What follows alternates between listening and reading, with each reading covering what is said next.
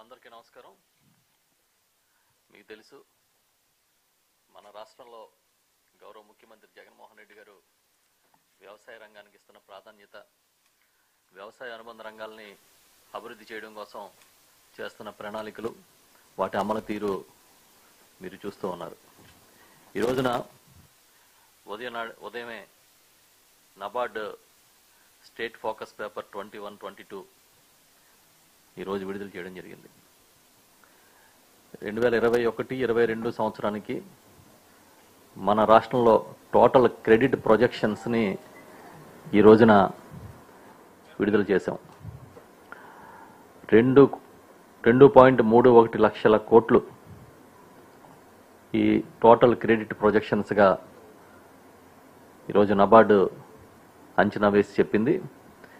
గత సంవత్సరంతో పోలిస్తే ఇది 9% ఎక్కువ. దీంట్లో టోటల్ అగ్రికల్చర్ క్రెడిట్ పొటెన్షియాలిటీ 1,58,000 కోట్లు.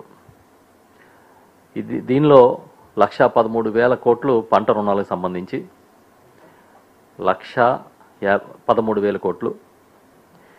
ఇది కాకుండా వ్యవసాయ అనుబంధ రంగాలకు సంబంధించిన టర్మ్ క్రెడిట్ అంటే టర్మ్ లోన్స్ 44,521 కోట్లు. అంటే ఇదంతా మొత్తం ఈ 2,31,000లో భాగం. ఇదంతా ఈ 1,58,000 కోట్లు ప్రాజెక్ట్ చేసింది ఆల్ ఇండియా టార్గెట్లో చూసుకున్నప్పుడు మొత్తం ఇండియాలో టార్గెట్ 16.5 లక్షల కోట్లు అయితే దాంట్లో మనం ఈ 2,31,000 కోట్లు మనం ప్రతిపాదించాం. ఈ అగ్రికల్చర్కి సంబంధించిన గ్రౌండ్ లెవెల్ క్రెడిట్ అనేది ఒక క్లియర్ ఇండికేటర్గా ఉండాలని చెప్పి ఈ మధ్యకాలంలో కేంద్ర ఆర్థిక శాఖ మంత్రి గారు కూడా చెప్పడం జరిగింది. ఆ ప్రకారం ఈ 9% హైక్తో మన ప్రొజెక్షన్స్ అన్ని సిద్ధం చేసాము.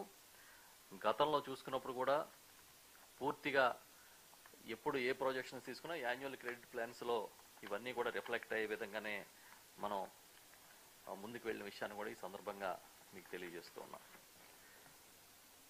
గవర్నమెంట్ ఆఫ్ ఆంధ్రప్రదేశ్ మీకు తెలుసు, మన రాష్ట్ర ప్రభుత్వం గౌరవ ముఖ్యమంత్రి జగన్మోహన్ రెడ్డి గారు వ్యవసాయం దాన్ని కాపాడుకునే విషయంలో కానీ, రైతు సంక్షేమ విషయంలో కానీ ఎక్కడ ఒక్క అడుగు కూడా మనం వెనక్కి వెళ్ళకూడదు, ఈ దేశంలోనే మొదటి స్థానంలో ఉండాలనే ఆలోచనతో మనం ముందుకెళ్తూ ఉన్నాం. ఈ 2020-21 అగ్రికల్చర్ క్రెడిట్ డిస్బర్స్మెంట్ చూసినప్పుడు, అంటే పంట రుణాలని ప్రణాళిక అమలు చూసినప్పుడు, ఇది ఖరీఫ్ 2020 చూస్తే 75,237 కోట్ల రూపాయలు ఖరీఫ్లో పంట రుణాలకు ఇవ్వాలని చెప్పి, అగ్రికల్చర్ లోన్స్కి ఇవ్వాలని చెప్పి టార్గెట్ అయితే 74,155 కోట్ల రూపాయలని టార్గెట్ని రీచ్ అయ్యాం. అది 99%. అది ఇది కాకుండా రబీ విషయానికి వచ్చినప్పుడు 2019-20 రబీ అంటే ఈ మార్చి ఎండింగ్ వరకు ఉంటుంది. 37,735 కోట్ల రూపాయలు మనం ఇప్పటివరకు ఇవ్వడం జరిగింది. 53,423 కోట్లు ఇవ్వాల్సి ఉంది. ఇచ్చింది 71%. అయితే ఇంతకుముందు అధికారులతో మార్నింగ్ సమీక్షించినప్పుడు ఇది పూర్తి స్థాయిలో ఇంకా క్రోడీకరించుకోవాల్సిన అవసరం ఉందని చెప్పారు. ఇది కూడా దాదాపుగా 100% రబీ లోనింగ్ కూడా అచీవ్ అవుతామని చెప్పి ఈ సందర్భంగా తెలియజేస్తూ ఉన్నాం. అయితే దీంట్లో చూడాల్సింది ఏంటంటే, టెనెంట్ ఫార్మర్స్కి సంబంధించి, కౌలు రైతులకు సంబంధించి కొంత బ్యాంకర్లు రుణాలు ఇచ్చే విషయంలో వెనకంజలో ఉన్నారనే విషయాన్ని గమనించి ఈరోజు జరిగిన ఈ నబార్డు మీటింగ్లో చాలా స్పష్టంగా వారికి చెప్పాం. ఎట్టి పరిస్థితుల్లో వచ్చే సీజన్లో ఈ కౌలు రైతులకు రుణాలు ఇచ్చే విషయంలో చాలా అగ్రెసివ్గా ముందుకు వెళ్లాల్సిన అవసరం ఉందని చెప్పాం. ఈ ప్రభుత్వం ఏర్పడిన వెంటనే గౌరవ ముఖ్యమంత్రి జగన్మోహన్ రెడ్డి గారు CCRC కార్డ్స్ని సిస్టమ్ తీసుకొచ్చి, క్రాప్ కల్టివేటర్స్ రైట్స్ యాక్ట్ని తీసుకొచ్చి మనం దాదాపు 4,14,795 మందికి CCRC కార్డ్స్ ఇచ్చాం.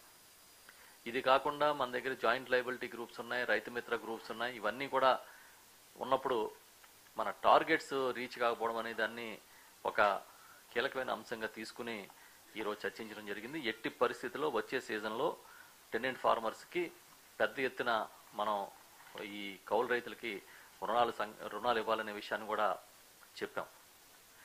మీకు తెలిసి సున్నా వడ్డీ పంట రుణాలు కానీ, అదేవిధంగా ఇన్సూరెన్స్ వైఎస్ఆర్ ఉచిత పంటల బీమా పథకం కానీ ఏ విధంగా ఇన్ టైంలో ఇంప్లిమెంట్ చేస్తున్నాం, ఇన్పుట్ సబ్సిడీని ఏ సీజన్లో ఆ సీజన్లో ఇవ్వాలనేది చాలా ఖచ్చితమైన నిర్ణయం తీసుకుని ఏ విధంగా ఇంప్లిమెంట్ చేశామనేది కూడా మీరు చూశారు.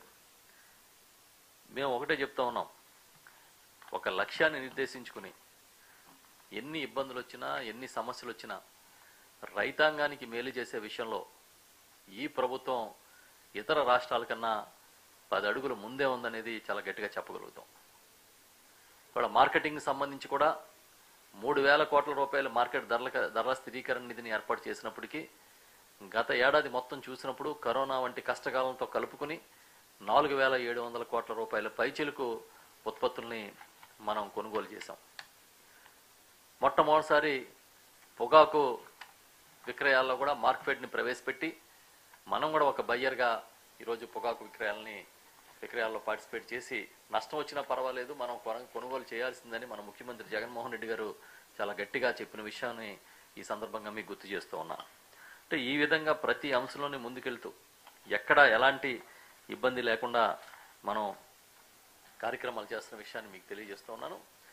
ఇదే కాకుండా మరొక ముఖ్యమైన అంశం ఏంటంటే ఈ సెకండరీ ప్రాసెసింగ్ క్లస్టర్స్ అంటే ఫుడ్ ప్రాసెసింగ్ పార్క్స్ని రాష్ట్రంలో ప్రతి పార్లమెంట్ నియోజకవర్గానికి ఒకటి తీసుకొస్తున్నాం. దాదాపుగా 15 నుంచి 20 ఎకరాల విస్తీర్ణంలో ఫుడ్ ప్రాసెసింగ్ పార్క్స్ వస్తాయి. ఇంచుమించు 2,900 కోట్ల రూపాయల ఖర్చుతో వీటిని ఏర్పాటు చేస్తాం. ఇది గౌరవ ముఖ్యమంత్రి జగన్మోహన్ రెడ్డి గారు చెప్పేది ఏంటంటే మన రైతుల ఆదాయాన్ని రెట్టింపు చేస్తామనేది ఒక నినాదంగా ముందుకెళ్తున్నప్పుడు ఆ ప్రొడక్ట్స్కి వాల్యూ పెరగాలి, వాల్యూ ఎడిషన్ జరిగినప్పుడు మాత్రమే ఇది సాధ్యమవుతుందనే ఉద్దేశంతో, అదే కాకుండా మినిమం సపోర్ట్ ప్రైజ్ని ఎష్యూర్ చేయడానికి కూడా ఇది చాలా కీలకమనే అంశంతో ఈ ప్రాజెక్ట్ని దానికి అనుసంధానం చేశాం. ఈ ఫుడ్ ప్రాసెసింగ్ ప్రాజెక్ట్స్ సంబంధించి ఇంకో కీలకమైన విషయం ఏంటంటే దీన్ని కేవలం ఎవరో వస్తే అలాట్ చేయడం కాదు, ఆ ప్రాంతంలో ఉన్న పంటలకి ఏవేవి ప్రాసెసింగ్ అవసరమో ఆ ఎక్విప్మెంట్తో సహా ఇవాళ అక్కడ ప్రభుత్వం సిద్ధం చేయడానికి ప్లగ్ అండ్ ప్లే సిస్టమ్ని కూడా తీసుకురావడానికి మేము సిద్ధంగా ఉన్న విషయాన్ని తెలియజేస్తూ ఉన్నాం. దీంట్లో ఈ 2,900 కోట్లు 1,300 కోట్లు నబార్డు రుణాన్ని టైఅప్ చేస్తున్న విషయాన్ని కూడా మీకు తెలియజేస్తూ ఉన్నాం. ఇది ఒక పెద్ద మూవ్ కాబోతూ ఉంది. ఈ సెకండరీ ప్రాసెసింగ్ అనేది రాకముందే ప్రైమరీ ప్రాసెసింగ్ని కూడా పెద్ద ఎత్తున ప్రోత్సహిస్తున్నాం. దానికోసమే ఇప్పటికీ మీకు తెలుసు ఈ మల్టీపర్పస్ ఫెసిలిటీ సెంటర్స్ అని చెప్పి ప్రతి గ్రామంలో కూడా godowns, cold storages, cold rooms, dry yards, assaying equipment, grading సెంటర్లు, కస్టమ్ హెయిరింగ్ సెంటర్స్ వీటన్నిటిని కూడా తీసుకురావడంతో పాటు యానిమల్ హస్బెండరీకి సంబంధించిన ఫిషింగ్ మార్కెట్స్ దగ్గర నుంచి ఎక్వా ప్రాసెసింగ్ యూనిట్స్ దాకా మొత్తం ఇవన్నింటినీ కలిపి దాదాపు 13 నుంచి 14 వేల కోట్ల రూపాయల వ్యయంతో మనం ఒక ప్రణాళికని సిద్ధం చేశాం. అగ్రి ఇన్ఫ్రాస్ట్రక్చర్ ఫండ్ని కూడా దానికి టైఅప్ చేసాం. తొలిదశ గోడౌన్ల నిర్మాణం కూడా త్వరలోనే చేపట్టబోతా ఉన్నాం. వచ్చే నెలలోనే దీనికి సంబంధించి మొత్తం టెండర్లు పిలిచే స్థాయికి మొదటి దశ గోడౌన్ నిర్మాణానికి కూడా వచ్చిన విషయాన్ని మీకు తెలియజేస్తూ ఉన్నా. ఈ ఫుడ్ ప్రాసెసింగ్ సెకండరీ ప్రాసెసింగ్ వచ్చే నాటికే రైతులు తమ ఉత్పత్తులకి నాణ్యత పెంచుకునే అవసరమైన అంత ఎక్విప్మెంట్ని కూడా ఈ ప్రైమరీ ప్రాసెసింగ్ కూడా మనం ఇన్ఫ్రాస్ట్రక్చర్ని సిద్ధం చేస్తున్న విషయాన్ని మీకు తెలియజేస్తూ ఉన్నా. మీకు తెలుసు రాష్ట్రంలో కోఆపరేటివ్ సెక్టర్ని పెద్ద ఎత్తున సంస్కరించాల్సిన అవసరం ఉందని చెప్పి ఎన్నికల ముందే నవరత్నాల్లో భాగంగానే గౌరవ ముఖ్యమంత్రి జగన్మోహన్ రెడ్డి గారు ప్రకటించిన సందర్భంగా గవర్నమెంట్ వచ్చిన తర్వాత నాబ్కాన్స్ అనే ఒక సంస్థతో దీని మీద అధ్యయనం చేయించాం. నాబ్కాన్స్ నబార్డు అనుబంధ సంస్థది. ఈ సంస్థతో అధ్యయనం చేయించి దీనికి ఏ విధమైన సంస్కరణలు తీసుకురావాలని దాని మీద ఒక నివేదికను కూడా తీసుకురావడం జరిగింది. ఈ మధ్యనే గౌరవ ముఖ్యమంత్రి జగన్మోహన్ రెడ్డి గారు దాన్ని ఆమోదించారు. దాంట్లో మళ్ళీ కులంకషంగా 2 రోజుల క్రితం ఒక సమావేశాన్ని పెట్టుకుని మేము మొత్తం విశ్లేషించుకున్నాం. చాలా కీలకమైన అంశాలను తీసుకురాబోతా ఉన్నాం. ఈ రాష్ట్రంలో కోఆపరేటివ్ సెక్టార్ని బతికించడానికి గత ప్రభుత్వం ప్రయత్నం చేయలే. కానీ మా ప్రభుత్వం బతికించడం కాదు, దీన్ని మొదటి వరుసలో పెట్టడం కోసం ఇవాళ గట్టిగా ప్రయత్నం చేస్తూ ఉన్నాం. పిఎస్సిఎస్లు మొదలుకొని ఆప్కాప్ దాకా పూర్తి స్థాయి సంస్కరణలు తీసుకొస్తున్నాం. హెచ్ఆర్ పాలసీని రూపొందించాం, త్వరలోనే అమలు చేయబోతున్నాం విషయాన్ని కూడా తెలియజేస్తూ ఉన్నా. ఏవైతే కోఆపరేటివ్ సెంట్రల్ బ్యాంక్స్లో కూడా ఇంటర్నల్ డిస్ట్రిక్ట్ ట్రాన్స్ఫర్స్ని కూడా తీసుకొస్తున్నాం. ఎందుకంటే ఇవాళ ఉన్న పరిస్థితుల్లో ఒక జిల్లాలో ఒక కోఆపరేటివ్ సెంట్రల్ బ్యాంక్లో ఒక ఎంప్లాయీ అక్కడే కానీ పోస్ట్ అయితే రిటైర్ అయ్యే వరకు అక్కడే ప్రమోషన్లు తీసుకుంటూ పెరుగుతారు తప్ప ఫోకస్ లేకుండా అయిపోయింది. సో మొత్తం వాటిలో ఉన్న ఎక్కడెక్కడైతే ఇబ్బందులు ఉన్నాయో వాటన్నిటిని కూడా మేము పరిష్కరించే దిశగా ముందుకెళ్తా ఉన్నాం. అదేవిధంగా పిఎస్సిఎస్లు ప్రైమరీ కోఆపరేటివ్ సొసైటీస్ని కూడా ఇవాళ పెద్ద ఎత్తున డెవలప్ చేయాల్సిన అవసరం ఉంది. ఈ ప్రభుత్వం అధికారంలోకి వచ్చే నాటికి చూసుకుంటే 45% ప్యాక్స్ పిఎస్సిఎస్లు నష్టాల్లో ఉన్నాయి. వీటన్నిటిని కూడా బయటకు తీసుకురావాల్సిన బాధ్యత గౌరవ ముఖ్యమంత్రి జగన్మోహన్ రెడ్డి గారు చాలా స్పష్టంగా సహకార శాఖకి అప్పగించారు. అందుకే దాంట్లో చేస్తున్న సంస్కరణలు మీకు కొంత ఆశ్చర్యంగా కూడా అనిపించవచ్చు. భవిష్యత్తులో త్వరలోనే పిఎస్సిఎస్లో కూడా హెచ్ఆర్ పాలసీ తీసుకొస్తున్నాం. పిఎస్సిఎస్లో ఉన్న సెక్రటరీలకు కూడా బదిలీని తీసుకొస్తున్నాం, బదిలీ వ్యవస్థను రూపొందించాం. ఎందుకంటే అక్కడే ఉద్యోగంలో జాయిన్ అయ్యి అక్కడే రిటైర్ అయ్యే పరిస్థితి ఉంది ఇవాళ. దాన్ని కూడా మార్పు చేస్తున్నాం. అదే కాకుండా కోఆపరేటివ్ సెక్టర్లోని కోఆపరేటివ్ సెంట్రల్ బ్యాంక్స్ కావచ్చు, పిఎస్సిఎస్లు కావచ్చు, ప్రతి దగ్గర కూడా నిపుణులైన బ్యాంకింగ్ రంగ నిపుణులు, ఆర్థిక రంగ నిపుణుల్ని ఒక ఎక్స్ అఫిషియో డైరెక్టర్స్గా తీసుకుంటున్నాం. వాళ్ళని కూడా దాంట్లో భాగస్వాములు చేస్తాం. అంటే పూర్తి నైపుణ్యతని, ఒక పూర్తిగా ఈ వ్యవస్థలో ఎక్స్పర్టిజంని తీసుకొచ్చే కార్యక్రమాన్ని చేయబోతా ఉన్నాం. మిగతా ఈ రివైవల్ క్రెడిట్ స్ట్రక్చర్ ఏ విధంగా ఉంటుంది ఏంటనేది మళ్ళీ మీకు తెలియజేస్తాం. ఎందుకంటే ఇంకా ఇది పూర్తి చర్చల దశలో ఉంది.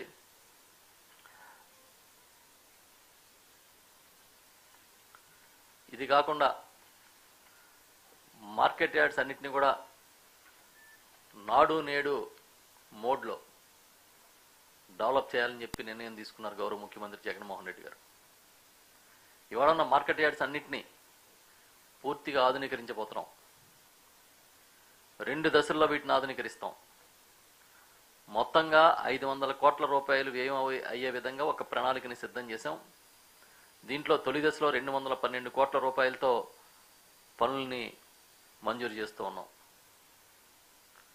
మార్కెట్ యార్డ్స్ని ఆధునీకరించడం, గ్రామ స్థాయిలోనే కొనుగోలు కేంద్రాలను ఏర్పాటు చేసి ప్రతి రైతు భరోసా కేంద్రాన్ని ఒక కొనుగోలు కేంద్రానికి ఇప్పటికే డిక్లేర్ చేసి ఉన్నందున పైనుంచి కింద వరకు, అంటే వ్యవస్థలో కింద క్షేత్రస్థాయి నుంచి పై స్థాయి వరకు కంప్లీట్ ఒక చైన్ని డెవలప్ చేస్తూ ఉన్నాం. రైతు విక్రయించుకోవడానికి ఈ ప్లాట్ఫామ్ని క్రియేట్ చేస్తున్నాం.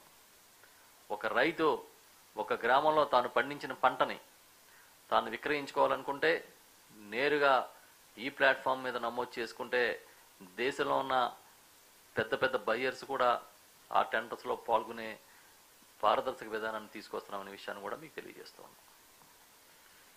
ఇంకా చాలా ఉన్నాయి, మళ్ళీ చెప్తా. ఓకే,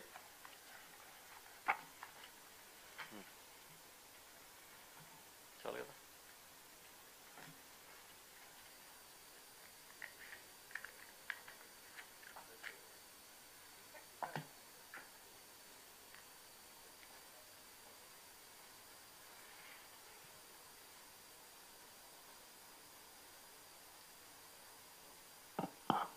ఇంకా ఏం లేవు కదా. Thank you.